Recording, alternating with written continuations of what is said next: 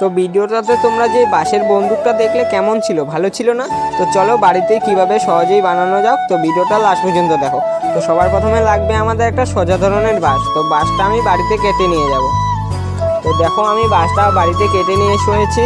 তো এখন আমাদের পিছনের অংশটা কেটে নিতে হবে।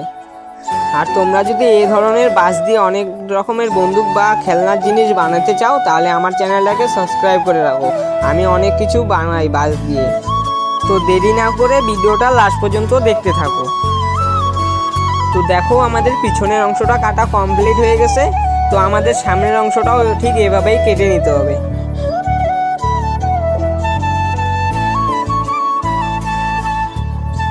তো দেখো আমাদের সামনের অংশটাও কাটা কমপ্লিট হয়ে গেছে।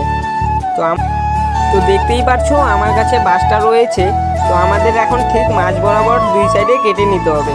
তার জন্য আমরা দাগ দিয়ে নিব দুই সাইডে। তো দেখো আমার দাগ দেওয়া কমপ্লিট হয়ে গেছে। এখন আমরা হালকা করে কাট করে নিব।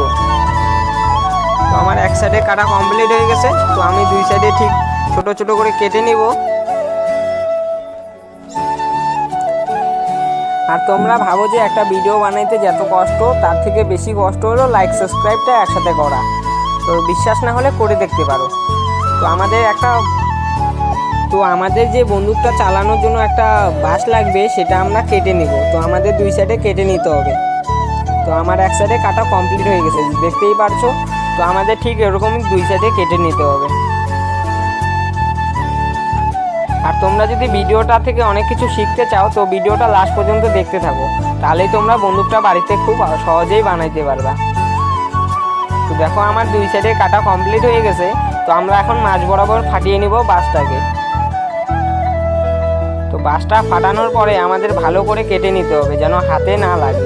তার জন্য আমরা একটু ভালো করে কাটবো। কাটার পরে আমরা চেঁচে নেব।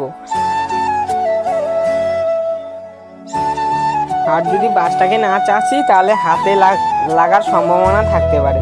তো তার জন্য আমরা ভালো করে বাঁশটাকে মাখিয়ে নিব বা চেঁচে নিব। তো আমার একটা ভিডিও বানাইতে অনেক কষ্ট হয়। তো তোমরা ভিডিওটা দেখো, কিন্তু লাইক সাবস্ক্রাইব কেউ করো না। তো তোমাদের ছোট ভাই হিসাবে ভিডিওটাকে পুরো দেখবে। তো দেখার পরে লাইক সাবস্ক্রাইবটা করে দিবে তোমাদের যদি ভালো লাগে। আর ভালো না লাগলে ভিডিওটা স্কিপ করে দিও। তো দেখো আমার মাঠানো কমপ্লিট হয়ে গেছে। তো এখন এটাকে ঢুকিয়ে নিব আমাদের বন্দুকের ভিতরে। তো আমাদের বন্দুকের কাজটা এখনো হয়নি। তো আমরা বন্দুকটাকে ভালো করে যে মাঝ বরাবর আমরা কেটেছি সেখান থেকে ফাটিয়ে নেব। ফাটানোর জন্য আমাদের দুই সাইডে কেটে নিতে হবে ভালো করে না কাটলে আমাদের বাঁশটা ফেটে যাইতে পারে। তার জন্য আমরা ভালো করে কেটে নেব। তো আমরা তাড়াহুড়া করব না, তাড়াহুড়া করতে গেলে আমাদের বাঁশটা ফেটে যেতে পারে। তার জন্য আমরা ধীরে সুস্থেই কাজটা করব। তো বাঁশটা কাটার জন্য আমার হাতুড়ির প্রয়োজন ছিল। তো আমার কাছে হাতুড়ি ছিল না, জন্য আমরা হাত দিয়েই হাতুড়ির কাজটা করে দিচ্ছিলাম। তো হাতের মধ্যে ভালোই ব্যথা পেয়েছি আমি কাটতে গিয়ে বাঁশটাকে। তবুও আমাদের বাঁশটা কাটা কমপ্লিট হচ্ছিল না, অনেকটা দেরি লাগছিল বাঁশটা কাটতে। তো আমাদের যতই দেরি লাগুক না কেন, আমরা তাড়াহুড়া করবো না। তাড়াহুড়া করতে গেলে কাজটা আমাদের বিগড়ে যাবে। দেখো আমার মোটামুটি অনেকটা কাটা হয়ে গেছে। তো আর একটু ভালো করে কেটে নিতে হবে। তো আমাদের ভালো করে কাটার জন্য একটু ধীরে সুস্থে কাজটা করতে হবে। তো আমাদের বন্দুকের শেপটা কাটা কমপ্লিট হয়ে গেছে। তো এখন বন্দুকটা চালানোর জন্য যে আমাদের গুলির দরকার, তো আমার কাছে রয়েছে একটা ঝিক। তো ঝিকটাকে আমি ছোট ছোট করে পিস করে নিব, যেন গুলির মতো কাজটা হয়। তো আমি তার জন্য ঝিকটা কেটে নেব।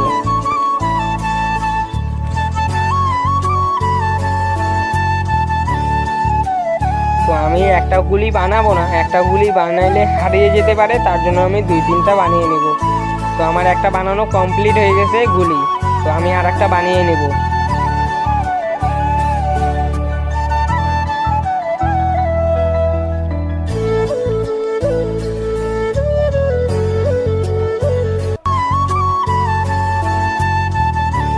তো দেখো আমার গুলি বানানো কমপ্লিট হয়ে গেছে।